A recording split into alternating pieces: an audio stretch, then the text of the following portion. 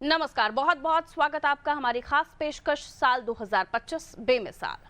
मध्य प्रदेश के मुख्यमंत्री डॉक्टर मोहन यादव ने वर्ष 2025 में जिस गति से काम किया है उसे मध्य प्रदेश के इतिहास में वर्ष 2025 अभूतपूर्व वर्ष बन गया है। डॉक्टर मोहन यादव का तीव्रतम गति से कार्य करना जारी है और 2026 में भी कुछ नए कीर्तिमान स्थापित होने की संभावना है। लेकिन हम 2025 में डॉक्टर मोहन यादव की उपलब्धियों पर चर्चा करते हैं, उससे पहले ये रिपोर्ट आपको दिखा देते हैं। देखिए।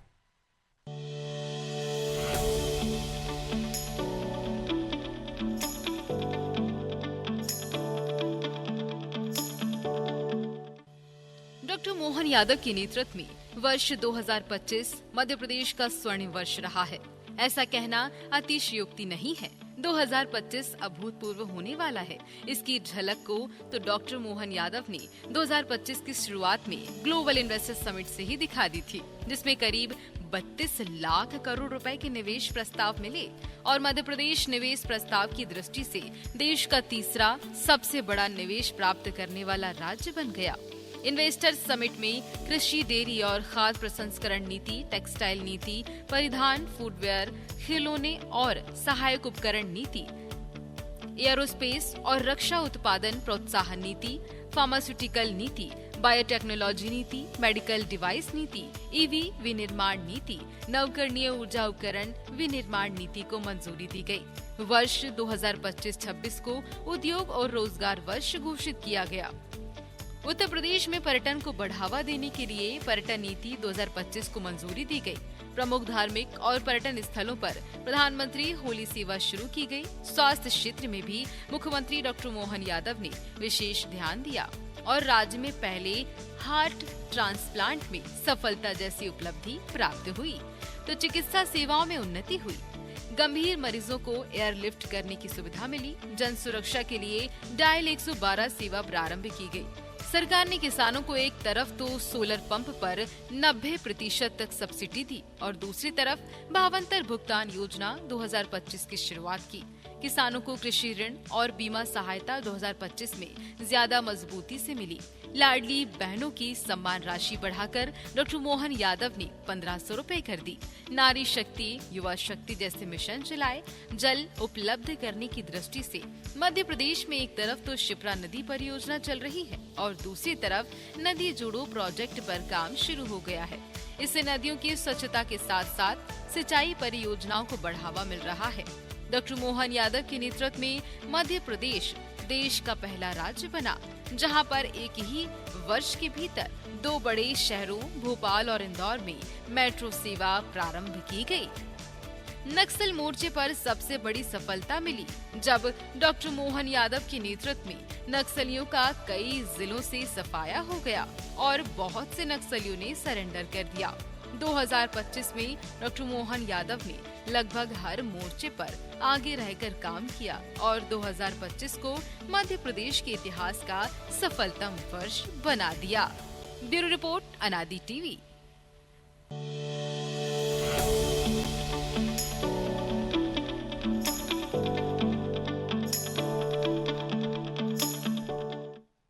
तो मुख्यमंत्री डॉक्टर मोहन यादव के नेतृत्व में 2025 जो वर्ष है मध्य प्रदेश के लिए उपलब्धियों से भरा हुआ रहा, जिसमें ग्लोबल इन्वेस्टर समिट से 32 लाख करोड़ रुपए के निवेश प्रस्ताव की बात हो, उद्योग रोजगार वर्ष 2025-26 की घोषणा की बात हो, कृषि उद्योग, स्वास्थ्य, पर्यटन, इंफ्रास्ट्रक्चर एक साथ प्रगति कर रहे हैं। भोपाल इंदौर में एक ही वर्ष में मेट्रो की शुरुआत हो गई है। तो बहुत सारी चीजें हैं जो हम अपने सामने होता हुआ देख रहे हैं। तो इसी साल को जो 2025 गया मुख्यमंत्री के नेतृत्व में कैसा साल रहा, इसे हम और भी जानने की कोशिश करेंगे। हमारे साथ वरिष्ठ पत्रकारों का पैनल जुड़ेगा, उनसे हम और भी ज्यादा चर्चा करेंगे और जानने की कोशिश करेंगे। हमारे साथ रमेश शर्मा जी वरिष्ठ पत्रकार हैं, आप जुड़े हुए हैं, बहुत बहुत स्वागत करती हूँ रमेश सर आपका। खिलावन चंद्राकर जी वरिष्ठ पत्रकार हैं, हमारे साथ जुड़े। खिलावन सर आपका भी बहुत बहुत स्वागत। दिव्या हमारे साथ जुड़ी हुई हैं, दिव्या ग्राउंड पर रिपोर्टिंग करती हैं अनादि टीवी के लिए और काफी समय से आप ग्राउंड पर चीजों को देख रही हैं, इसलिए मैं पहले समझने की कोशिश करूंगी कि रोज जब आप पॉलिटिकल बीट कवर करती है तो किन किन चीजों को होता हुआ देखती हैं। इस साल अगर आपको कहा जाए कि क्या कुछ मध्य प्रदेश में आपने परिवर्तन देखा तो आप कैसे बताएंगे? उसके बाद में रमेश सर और खिलावन सर आपके पास आ रहे हैं। जी दिव्या। पारुल, सबसे बड़ी चीज ये है कि जब से मैं पॉलिटिकल कवरेज कर रही हूँ, सबसे बड़ी चुनौती जो मुझे मोहन यादव के लिए लगती थी कि अपनी एक नई पहचान बनाना, क्योंकि जब शिवराज सिंह चौहान मध्य प्रदेश के मुख्यमंत्री थे तो उन्होंने काफी काम किए, और जो एक जुझारू राज्य की छवि मध्य प्रदेश की थी उसको निकालने के लिए उन्होंने तमाम काम किए। अब उसके बाद जब सत्ता परिवर्तन हुआ और जो सत्ता की जो चाबी है जब मुख्यमंत्री डॉक्टर मोहन यादव को मिली, जिन्हें माना जा रहा था एक जूनियर है, लेकिन उसके बाद उन्होंने उनपे जिस तरह केंद्रीय नेतृत्व ने भरोसा जताया, उसके बाद जो उन्होंने रास्ते निकाले, तो वाकई में कहें पारुल कि वो उन्होंने कहीं ना कहीं कुछ न ये चमत्कार ही किया है। क्योंकि जैसे जीआईएस का पहला मैं आपको उदाहरण दूंगी, जो जीआईएस था, जीआईएस कई सालों से होता हुआ आया, लेकिन उन्होंने उसको संभागीय स्तर पे लेके गए ताकि जो विकास हो वो केवल मध्य प्रदेश की केवल जो शहर हैं या जो महानगर कहलाए जाते हैं उनका ना हो। तो इससे कहीं ना कहीं बहुत अंतर पड़ा, और हर जो जिले हैं, हर संभाग है, उन पे ये फोकस हुआ कि वहाँ की क्या जरूरत है। इसके साथ जो सबसे बड़ी कोशिश मुख्यमंत्री ने की, 18 से ज्यादा जो है निवेश नीतियां बनाई। तो आप अगर जीआईएस करा रहे हैं, उद्योग ला रहे हैं, निवेशकों को बुला रहे हैं, तो ऐसे में क्या क्या चीजों की जरूरत है, तमाम वो कोशिशें की गई। उसके साथ आप देखेंगे कि जो मेट्रो है, मेट्रो का काम लगातार काफी समय से धीमी गति से चल रहा था, लेकिन मुख्यमंत्री ने खुद लगातार समीक्षा करने के बाद आप देखेंगे 1 साल में पहले इंदौर की मेट्रो शुरू हुई और अब भोपाल की मेट्रो शुरू हो गई। अब दूसरे चरण की बात की जा रही है।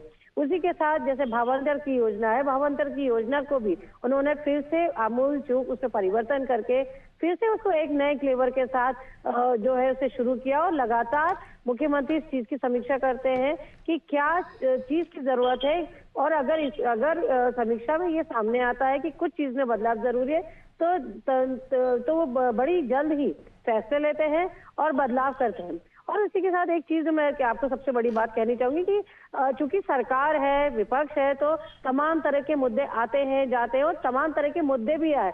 आप देखेंगे कि इस साल तरह तरह के मुद्दे आए, स्वास्थ्य को लेके बड़े मुद्दे आए, लेकिन उसके बाद भी लगातार मुख्यमंत्री जिस तरह खुद गंभीरता से जो डिसीजन लेते हैं, निर्णय लेते हैं, तब खुद ही औचक निरीक्षण कर रहे हैं, तो कहीं ना कहीं वो अपनी प्रेजेंस बताते हैं कि कितना, मतलब जो एक रहता है कि आप प्रशासनिक पैठ की बात करें, जो एक कप्तान से उम्मीद की जाती है कि तुरंत फैसले लेने वाला होना चाहिए, तो आपको हमारे मुख्यमंत्री में तमाम इस तरह की जो है चीजें देखने को मिलेगी। वहीं एक वो कभी कभी वो सरल भी नजर आते हैं, तो जिस तरह से वो जनता से उनका कहीं ना कहीं जो इंटरेक्शन होता है, वहाँ उनकी सहजता और सरलता भी नजर आती है।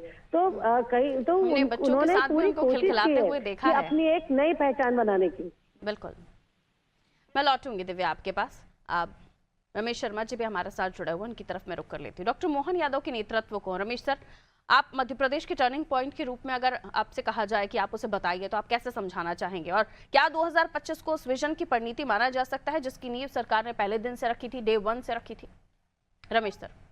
देखिए, इसमें कोई शक नहीं कि मोहन यादव जी की जो कार्यशैली है, उनकी नीतियां बनाने का जो सोचने का तरीका है जी। वो बिल्कुल अलग है। जैसे कुछ थोड़ा उदाहरण ही दूं जिसकी हम लोग चर्चा कर रहे हैं, आपने भी कहा और आपके संवाददाता ने भी कहा, इन्वेस्टर समिट की। तो इन्वेस्टर समिट जो है वो पहली बार नहीं हुई है, हर सरकार ने की है, नेशनल भी हुई है, इंटरनेशनल भी हुई है, लेकिन मोहन यादव जी ने इसको रीजनल से जोड़ा, और रीजनल से जोड़ करके उसको ऐसे स्थानों पर ले गए जहां कहीं ना कहीं थोड़ा सा ज्यादा जरूरत है। जैसे उदाहरण देना चाहूंगा सिंगरौली का, दूसरा उदाहरण ग्वालियर का। ग्वालियर को अगर आप देखेंगे तो वो कृषि की दृष्टि से भी बहुत उन्नत है, खनिज की दृष्टि से भी बहुत उन्नत है, और प्राकृतिक जो उत्पाद हैं उसकी दृष्टि से भी बहुत उन्नत है। लेकिन लंबे अरसे तक वहां जो डकैत समस्या रही, इसलिए डेवलपमेंट नहीं हुआ। मोहन यादव जी ने अभ्युदय मध्य प्रदेश की जो ग्रोथ मीट है वो उन्होंने ग्वालियर संभाग में रखी, और एक रीजनल इन्वेस्टर से मीट ग्वालियर संभाग में रखी। तो वहां पर कहीं ना कहीं तो उससे दो लाभ हुए। एक तो उस क्षेत्र का डेवलपमेंट होगा, उस क्षेत्र के डेवलपमेंट होने के बाद वहां कहीं ना कहीं जो पलायन है, मध्य प्रदेश में 3 स्थानों से ज्यादा पलायन था, बिंद से है, बुंदेलखंड से था, और ग्वालियर चंबल संभाग से था। तो जब ये इंडस्ट्री वहां रुकेगी तो कहीं ना कहीं पलायन रुकेगा, स्थानीय लोगों को स्थानीय स्तर पर रोजगार मिलेगा, वो जो ग्वालियर का लोकल प्रोडक्ट है उसको नेशनल और इंटरनेशनल मार्केट मिलेगा। दूसरा जो उनका जो मुझे लगा कि अब पिछले 20-25 साल से वो नदी जोड़ो परियोजना कागजों पर ही चल रही थी, अटल जी ने बनाई थी उसको, और नदी जोड़ो परियोजना से न केवल कृषि के लिए सिंचाई को पानी मिलेगा, नगरों को पानी मिलेगा, बल्कि धरती का वाटर लेवल, जो पूरी दुनिया जिससे परेशान है, धरती का वाटर लेवल उससे सुधरेगा। ये एक मुझे बहुत अच्छा लगा। तीसरा, कहीं ना कहीं कानून व्यवस्था की दृष्टि से अगर उनके पास कोई शिकायत आती है तो वो तुरंत एक्शन लेते हैं। अब जैसे मान लीजिए इंदौर में पानी को लेकर के उन्होंने एक इंजीनियर को बर्खास्त किया, कितने अधिकारियों को उन्होंने किनारे किया, कलेक्टर बदले हैं, एसपी बदले हैं। तो ये एक उनका निर्णय मुझे खूब अच्छा लगा। एक उनका और अच्छा निर्णय मुझे लगा कि वो जो रोजगार का कैलेंडर उन्होंने जारी किया 2025 से लागू हुआ भर्ती का, सरकारी भर्ती का, जी। कि जनवरी में कितनी होगी, फरवरी में कितनी होगी। तो ये जो कैलेंडर उन्होंने जारी किया, ये भी बिल्कुल एक नवाचार है। एक और बात जो मुझे उनकी अच्छी लगी कि उन्होंने विकास को विरासत से जोड़ा। दिल्ली में उन्होंने विक्रम उत्सव का आयोजन किया, वैदिक घड़ी लगवाई।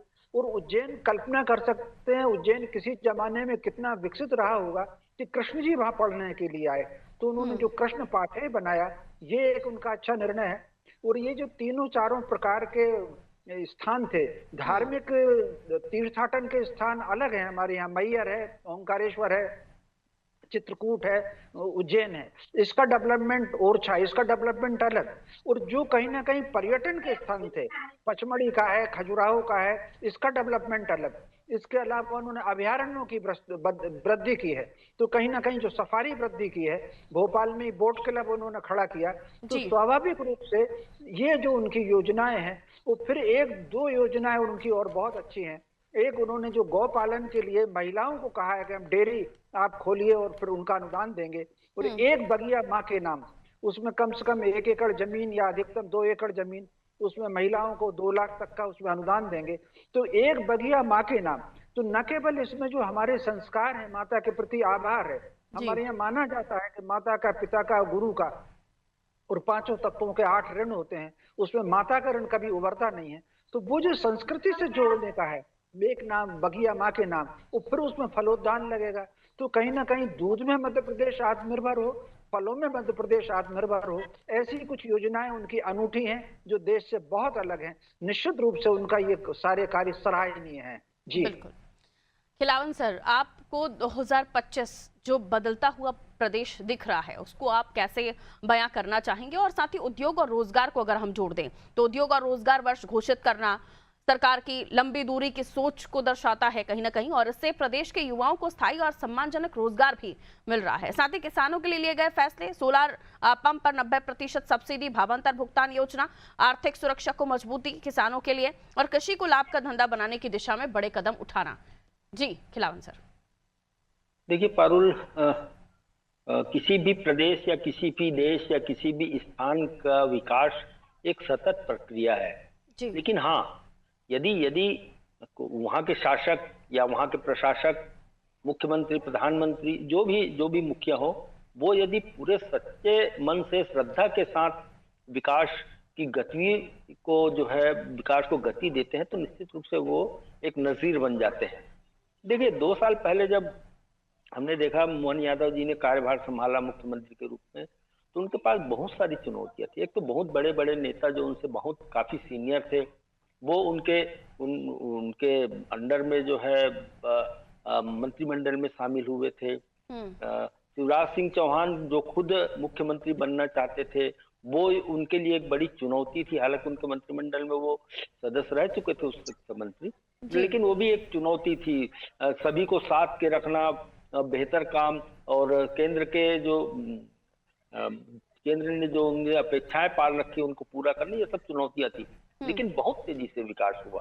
मैं पिछले 2 साल का तो नहीं, लेकिन पिछले 1 साल की यदि चर्चा करूं तो आप देखते हैं पारुल, हालांकि विद्या जी ने और रमेश जी ने बहुत सारी चर्चाएं कर ली है, बहुत सारी चीजें बता दी है, लेकिन मुझे लगता है कि जिस तरह से आपने जो है रोजगार और उद्योग पर फोकस करने की बात की, तो निश्चित रूप से आने वाला साल उद्योग और रोजगार पर 26 जो है उद्योग और रोजगार पर जो है पूरी तरह से केंद्रित रहने वाला वर्ष होने वाला है। और जिस तरह से योजनाएं बनाई जा रही है या जिस तरह से 25 में उसकी शुरुआत की जा चुकी है, तो मुझे लगता है आने वाले समय में उन्हें पूरा करके बहुत अच्छे भविष्य का निर्माण मध्य प्रदेश का होगा। देखिए पारुल, अभी चर्चा मेट्रोपॉलिटन सिटी की चर्चा भी की जानी चाहिए। देखिए मध्य प्रदेश में कई शहर ऐसे हैं जो बहुत तेजी से विकास कर रहे हैं, इतनी तेजी से विकास कर रहे हैं कि उनमें जो अधोसंरचना का विकास एक बड़ी चुनौती है। सड़क परिवहन, लोक परिवहन, ये सब व्यवस्थित विकास, अतिक्रमण, ये सब बहुत बड़ी चुनौतियां बन गई। पेयजल की सप्लाई, वहाँ के जो स्थानीय शासन है, स्थानीय प्रशासन है, उसको मजबूती से लोगों के मनोकामना के अनुरूप, आकांक्षा, जन आकांक्षा के अनुरूप उपयोग में करना, ये बहुत सारी चीजें हैं। लेकिन उन्होंने, मुख्यमंत्री जी ने जिस तरह से इंदौर को और भोपाल को मेट्रोपॉलिटन सिटी घोषित कर दी, और आने वाले दिनों में उन्होंने ग्वालियर और इंदौर को भी उसमें, ग्वालियर और जबलपुर को भी इसमें शामिल किया है, तो मुझे लगता है कि बहुत तेजी से इसमें विकास होने वाला है। और हम अपने जो बढ़ते शहरीकरण के बाद जो बहुत सारी समस्याएं पैदा होती है, उससे निपटने के लिए पहले से योजना बना रहे हैं, ऐसा संकेत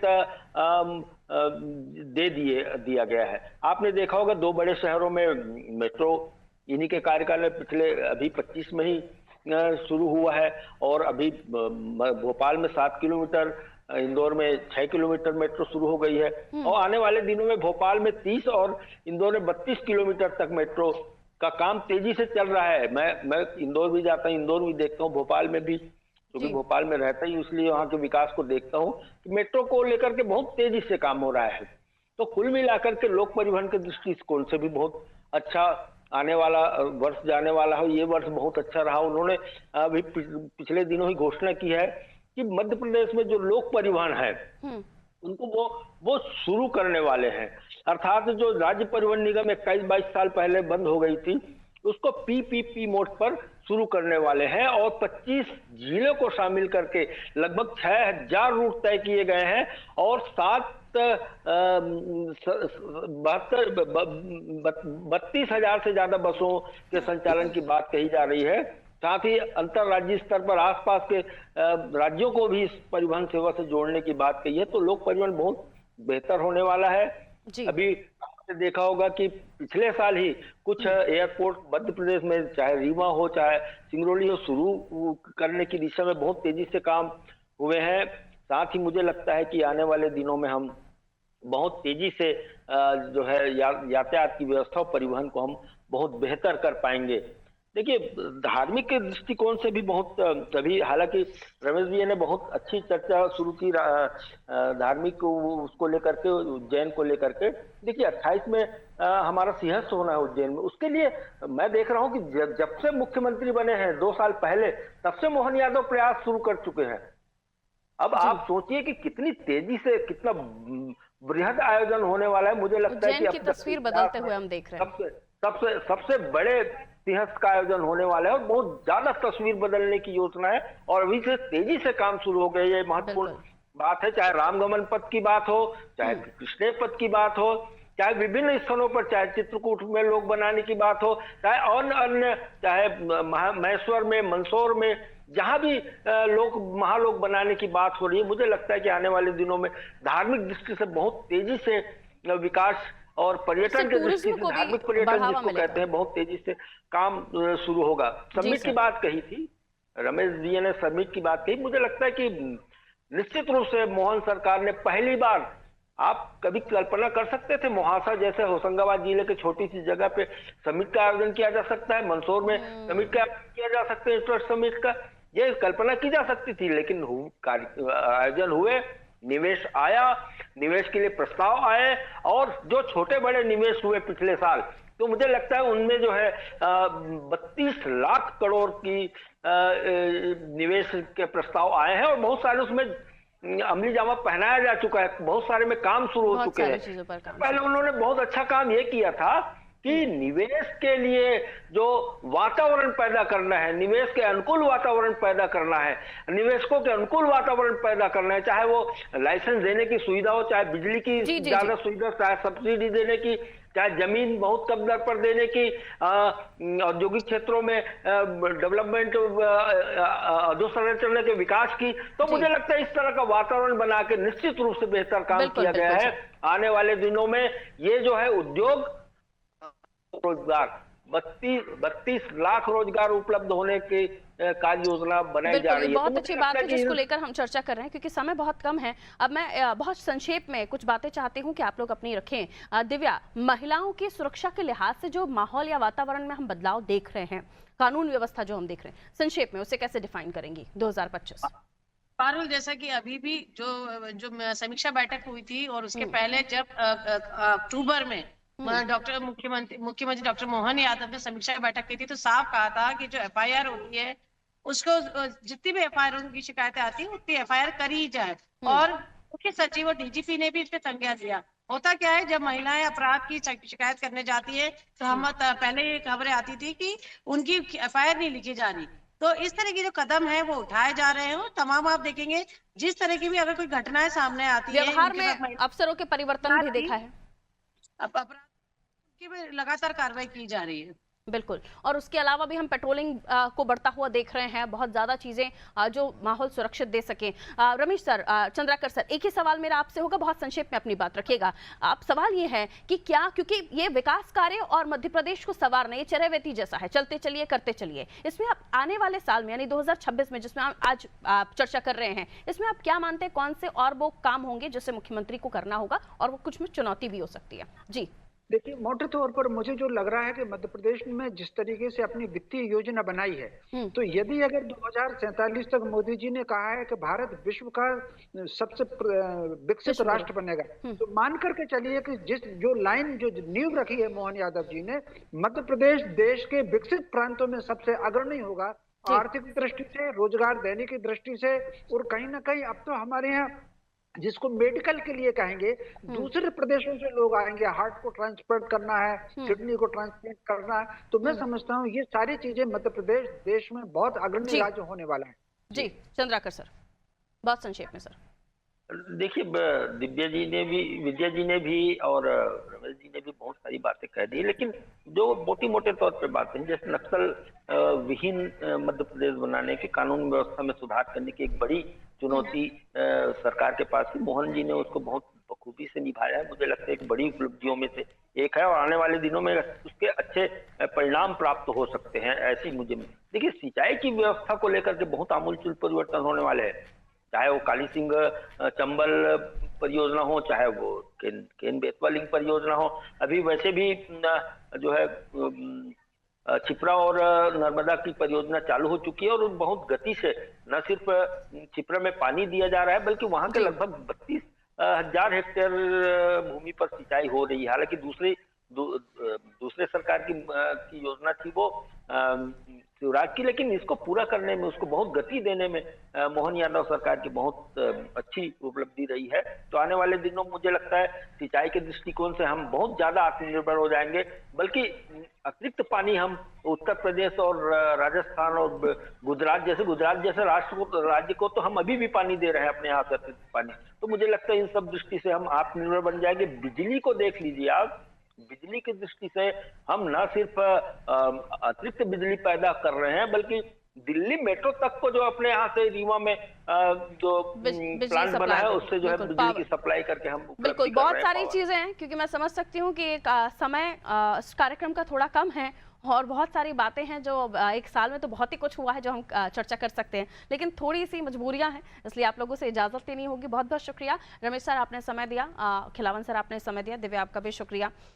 तो साल 2025 जिसमें हमने मध्य प्रदेश को बदलते हुए देखा, किसानों को भावांतर योजना हो, सोलर पंप के लिए सब्सिडी हो, इंफ्रास्ट्रक्चर, रोड कनेक्टिविटी, बसों की सुविधाएं जब शुरू करने की बात कही जा रही है, ट्रिपल पी मोड पर जिन्हें शुरू करने की बात कही जा रही है, महिलाओं को सुरक्षित माहौल देना, तुरंत एफआईआर हो जाना, ये कई सारे ऐसे निर्णय थे। जीआईएस उसको लेकर भी चर्चा हो रही थी, कई ऐसे निर्णय थे जो 2025 में लिए गए जिनको सभी ने सराहा, और मुख्यमंत्री डॉक्टर मोहन यादव के नेतृत्व में हो रहे इन कार्यों को लेकर जो चीजें कुछ परिवर्तित होते हुए हमें दिखी, काम बहुत बेहतरीन तरीके से, उनके सामने जो चुनौतियां थी उसको पार करते हुए 2025 में बहुत सारी चीजें एक्सपेंडिचर हमने देखा, और वो काम आगे भी इसी स्पीड से, इसी रफ्तार से, उनकी तेज तर्रार रफ्तार से जो वो काम कर रहे हैं वो होता रहे। इसी कामना के साथ एक बार फिर से नववर्ष की आप सभी को शुभकामनाएं, दीजिए इजाजत, नमस्ते।